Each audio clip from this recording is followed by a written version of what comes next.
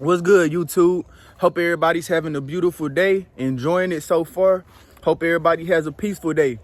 But today, what this video will be about is I'm doing a little garden tour of my backyard. So as some of y'all may know, I do a container garden in my backyard. Technically, this is my third year container gardening, but this is my first year doing it on this scale. When I first started gardening, I had about 6 5-gallon buckets and a ton of those small pots like this. And from there, I was living in an apartment. I didn't have a balcony, but right in front of my door, I would container garden. I had about 20 pots to where it got to the point where they had to tell me, hey, you're doing a little too much, you gotta slow down. But the thing that it showed me was all of my neighbors was asking me, oh, how you grow that? How you do this? How you do that? So to me, that is enough. This is all about inspiration. I want you to be able to garden. I want any and everybody to know that it's possible to garden. You don't need a lot of money. You don't need a lot of space. And you don't need a lot of time. But all you need to do is care. That's all you got to do is care for your plants, and your plants will care for you.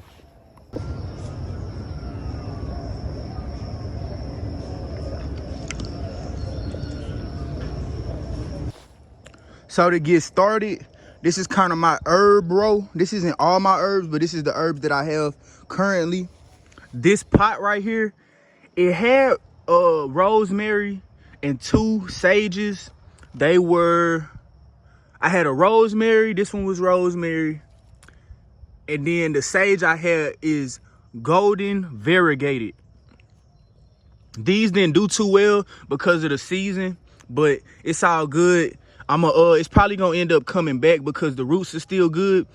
I also believe there might be spider mites in here, so this might be something I gotta take care of on a later date. Here has some dill, but I just never pulled it out. Okra popping up just for fun. Here's my calendula. It's a little onion, bunch of onion growing in here. The sage that I transplanted last week. The mint that I transplanted last week that has a oregano growing in it too. Mullein. 2 lavenders. This one isn't doing as well. I'm just trying to hold on to see if the roots come back. Then I have this other lavender that's doing way better than these other 2. Something that I learned being a gardener in Texas is that not all lavender does good everywhere. You have to pick certain varieties. This variety in particular is sweet lavender. So to move to the next row, this is the first row that I did in the backyard.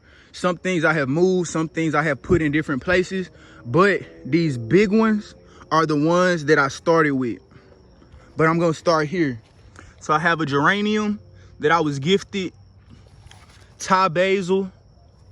This right here, it's a lot of stuff in here. Like I said, this is one of the first ones I did, and I had got some real cheap dirt, and it ended up just getting very compacted.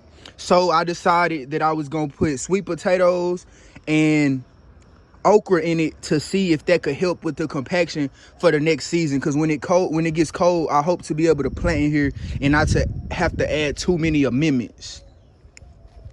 Here I have more okra, sweet potatoes, because once again, this was doing the same thing as that one. I also have a snapdragon down here.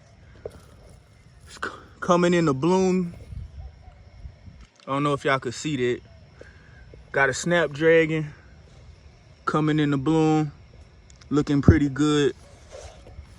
So here is the other bed that I had. My mistake with this was I had some happy frog, the yellow bag, the bat guano, and worm castings. And part of the reason this bed and this bed is wonky is because I used only that. I did not use compost. I did not use any topsoil. I did not use anything to pair with it.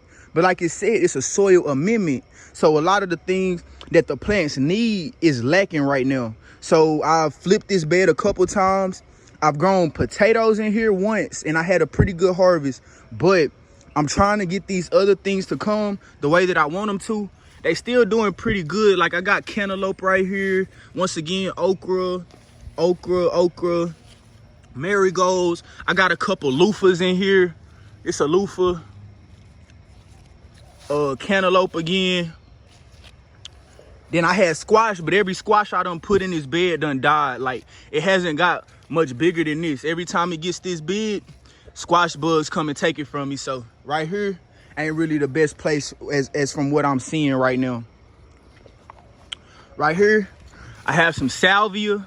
I use this because the hummingbirds love it. 2 different peppers. I have that kind.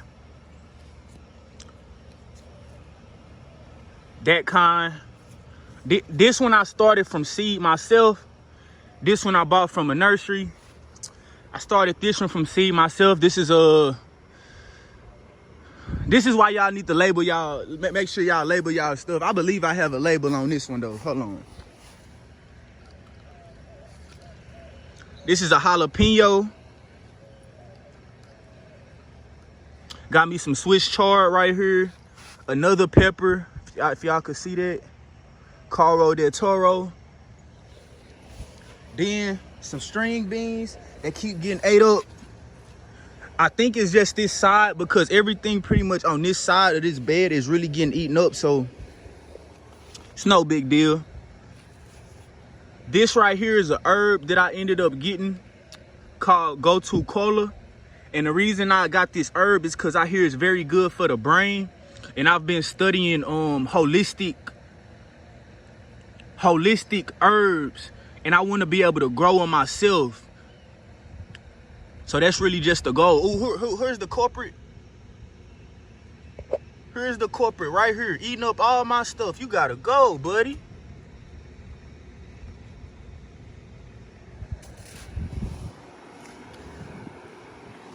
Get him out of here. But let's not get stuck right there. We on this garden tour. Y'all just coming along with me for this journey. So here I got some string beans. The string beans I grow most of the time are the stringless ones.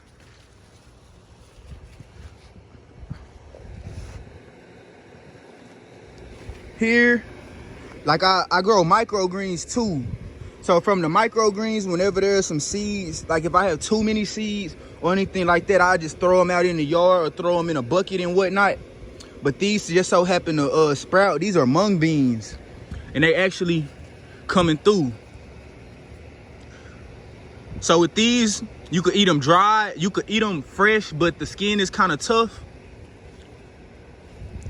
This is Malabar spinach I have in here. It's just not getting enough light because of the mung beans. Then at the very bottom, there's some radish down here, some radish microgreens, but I haven't had success with radish microgreens turning into a full plant.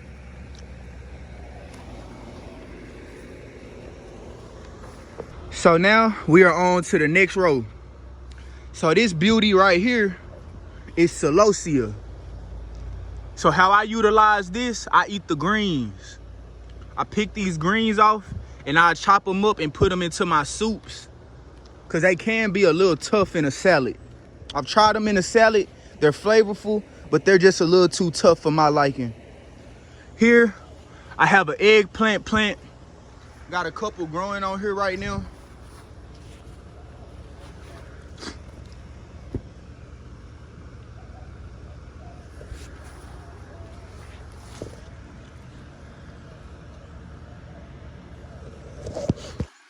And this is just in a 5-gallon bucket.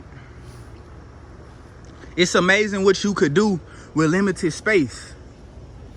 Here I have another tomato plant, a cherry tomato plant. It's been producing very well. Non-stop. Come out here every day, get me a couple in the morning, have me my good morning candy. Got another cherry tomato right next to it. This was supposed to be a black cherry tomato, but that don't look black to me. But anyways, now I have another bed down here. This bed was really supposed to be like a pollinator type bed, but the place I put it at first, it wasn't the best place. Then I moved it here, then I moved it somewhere else, and then I moved it back here. So the plants haven't really got a whole lot of time to adjust to anywhere. But as you can see, what I have in here, I have primrose, the pink one. Then here I just have zinnias, my favorite zinnia. These candy canes. See how beautiful that is? First time I seen it, I thought it was a glitch in the Matrix. But this is beauty, this is nature. Another one, and another one down there, and another one up there. Got little mushrooms growing down here too. I love seeing the life. It's beautiful. Here, have some strawberries. They had produced a couple earlier in the season, but I got by some birds. I came out here, it was a couple days. I was like, ooh, I'm waiting for them to get the right color. They getting the right color. Then the next day I come, they was all gone. So, I'm pretty sure birds got them or squirrels. I don't know if squirrels eat strawberries, but leave that down below if they do. But it's still doing pretty good. It's creeping out of the bed. I don't know if y'all could see. It's creeping out of the bed. I want to see what happens. See if it root into the ground and see if I could get some of that. Get something like that. See, this one that came all the way over here to my bell pepper pot. But I'm going to show y'all that in a second. Have some parsley. This parsley has been in this pot for about 6 months. But I believe that the roots have got into the ground, so that's why it keep producing. It hasn't stopped producing the whole time I had it. Here is that peppermint. Here's the ginger that I planted in that video, in that short that I made a little while ago. Ashwagandha right here is getting ready to get pulled, from what I was told. Whenever it starts going to seed like this, it's getting ready to get pulled. But I'm going to just let it keep going for a little longer, see how many seeds I could get off of it. Here, I have the turmeric. I finally have one small sprout right there. One small sprout, and I'm very excited about that. But hopefully I don't end up overwatering it or anything. Here, beautiful, beautiful basil. Beautiful basil. Next to it, what y'all think this is? Borage. Got some borage right here. It's late in the season, but I believe that it'll get big enough and I'll be able to harvest me some seeds off of it and we'll be good. Here is another bed that has been kind of disappointing me. I have dug up this bed 3 times. I put compost in it. I've drilled more holes in it. I'm just not really sure what's going on. Every squash that I put in here died. This is cantaloupe once again, and this cantaloupe has been in here longer than this cantaloupe. So still trying to figure it out. I'm probably just gonna let it go the whole season just to see if something happens. But after this, I'm probably gonna redo this whole bed so I could grow some greens in here. Next, I had a more echinacea. I believe this was echinacea that somebody gave me. But once again, I think I overwatered this. But once again, I'm gonna see what happens. I'm gonna leave it in this pot, see if it come back to life. Here is just an experiment I did with some with a Gallia melon that I got from the grocery store. I ate it and then I just planted the seeds in the ground to see if I would get anything off of it, and we see it's done popped through. And I'm probably gonna end up thinning it out, but I just want to make sure they get big enough to even worry about. Next, over here, I have foxglove. Got this before I learned about like it being poisonous and whatnot, but I'm still gonna keep it because it makes a beautiful flower. I'm gonna just make sure it stays away from my loved ones and myself just to be safe. Here I have a flame acanthus. This is truly one of my favorite plants. Look at this flower. You cannot tell me you're not in love right now. This is beauty. Next up, got my bell peppers.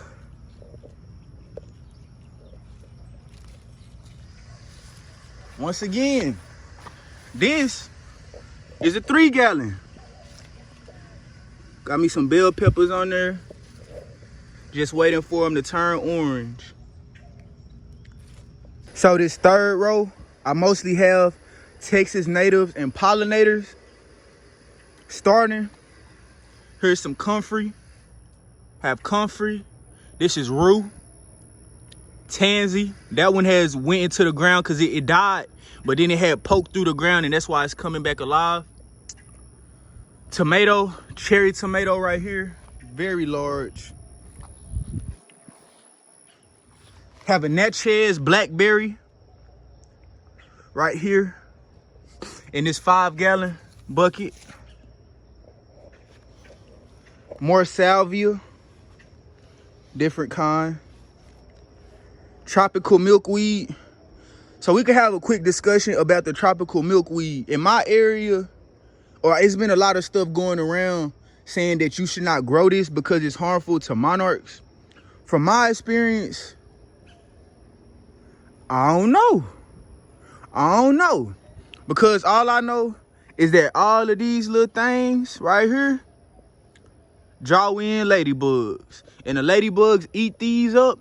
Then the butterflies come, get their love, and keep it moving. Now, if y'all do have tropical milkweed and y'all are worried about all of the things that people have been saying about the dangers of it, just chop it down at Labor Day. Chop it down at Labor Day. It'll stay dormant till next year, then it'll come up when the monarchs come back. Look at this. Look at this pest.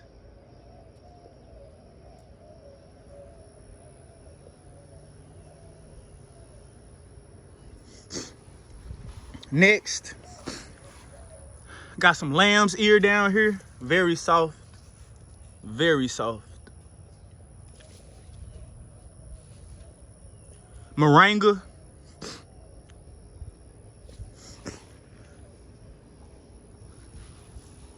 Texas Mexican sage. This right here, I should have never put it in a 5-gallon bucket because it is a native creeper. I got some citronella right here. This is my compost. This is where I was putting all my microgreen excess and any dirt that I just don't necessarily like, but I know I could mix it in with something else to make it better. Rosemary, another cantaloupe. I also have this butternut squash growing in the area where my greenhouse used to be, which we just gonna see if that produces. It's been coming through, so just giving love to nature. So this is my 4th and final row. I made a video earlier on the channel where I was talking about a new compost that I was using. Pretty much this whole row is that compost. And as y'all can see, it works pretty well. This right here, all of this is sweet potatoes. And I've been loving it. Because if y'all didn't know, y'all could eat sweet potato leaves. And they very high in vitamin K, which is very good for the gut. But I believe that these might be ready to come out soon because I don't know if y'all can see this, but he poking out. He poking out right here. So we just gonna see. Got pineapple sage. Here's another tropical milkweed. I started from seed myself. Cardone. I still haven't figured out how to use this yet, but I believe one day I'm just gonna try. I'm gonna harvest it and I'm gonna make a video about it so y'all can know too, because it's very resilient. It's dang near like an artichoke. Here we got with the Casabella peppers. I started this one from seed myself as well. Got a whole lot of peppers on here. Once again, 7-gallon bucket, 7-gallon pot. Here, a calendula that's trying to keep it through. Got me some thyme that I started from a cutting. This pepper, I started myself and it's been struggling. I don't know what's going on. It's been this size for about a month. So I might just need to repot it and just see what happens. Got more comfrey. Bay laurel, which is used for bay leaf. I know y'all want to smell that. Can y'all smell that?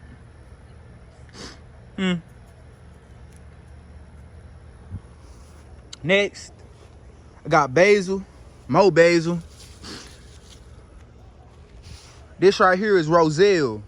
So the reason I bought this was because I had seen a YouTube video talking about how hardy it is in the summertime. I believe I got it a little bit late, but we still gonna see what happens. I'm very excited to see what the harvest is gonna be. Next, I have another pepper. This is supposed to be a jumbo jalapeno, so we'll see. Right here, I have some squash seeds planted. Let's see if they, coming through already. Making a special guest appearance for the video. Yeah. Oregano, right here. Then, right here, I have watermelon and cantaloupe. So this right here was another one of those beds where I told y'all wasn't doing very good because of the amendments that I chose to put in there. But I had reworked it, and now it's trying to come back. So that's a cantaloupe. I haven't really seen, oh, here we go. Watermelon right here. Another watermelon down here. I don't know if y'all can see that. Another watermelon. Little babies coming through for the cantaloupe. Then, one final thing I want to show y'all on this back area. This is a trifolate lemon tree. When I originally bought it, I did not know what type of tree it was at all. But come to find out, this is a lemon tree that is used to graft onto other lemon trees in order to make them more cold hardy. So this produces fruit. It's just very, very sour from what I believe. I haven't been able to harvest any yet, but since I've got it, it has grew this other branch right here.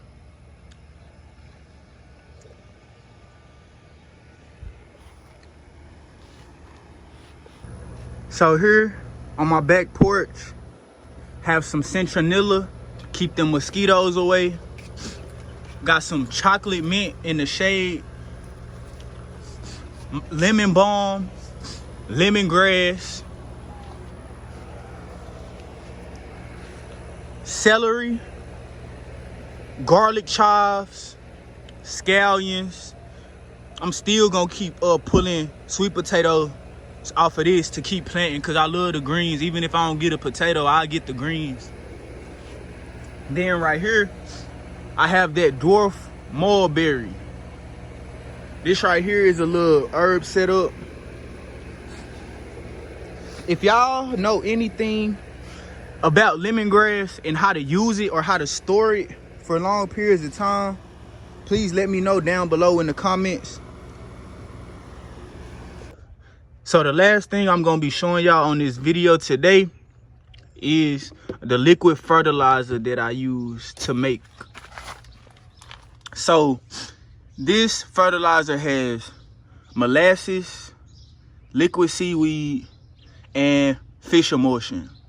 The reason that I use this right here is so, one, it doesn't ferment and just start stinking really bad and drawing bugs, but also because the microorganisms need oxygen in order to eat the molasses, because the molasses is what's feeding the microorganisms. So when you pour it into the soil, they have plenty energy, they be done multiply, and now they could help you even more. So basically that's what all this activity is up here on the top. Just the oxygen that the microorganisms gave off. One thing I want to leave y'all with in this video is to feed the soil. Feed your soil. Soil is going to be around a lot longer than any plant, than any human. So if you could have a symbiotic relationship with the soil is going to help you out and the plants out long after you gone and long after the plant is gone. Remember that the things that come fast aren't always the best things for you. And to leave you with this, I just say, it's a beautiful day to garden. Thank y'all for watching. Draining all your energy, better pull them like a weed. Undefeated in life, shit, I sprouted like a seed.